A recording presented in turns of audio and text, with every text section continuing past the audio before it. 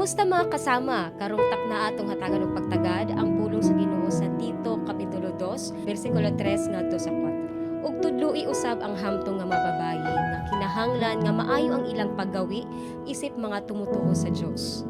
Kinahanglan nga dili sila mga libakera og palainon. Kinahanglan nga itudlo nila ang maayo aron makatuon ang mga batan-on nga mababayi kung unsaon nila paghigugma ang ilang mga bana o kabataan.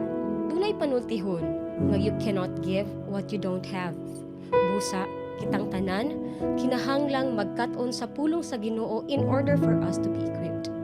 Sa maong pamaagi, maayo usab ang atong ma-impart ngadto sa atong isig kaingon. Magbinadlungay kita ug magtinudloay. After all, usara ang atong tumog, ang mahimaya ang Ginoo sa atong mga kinabuhi. Kini si Radyo Manjuna Sumbito. God bless and shalom.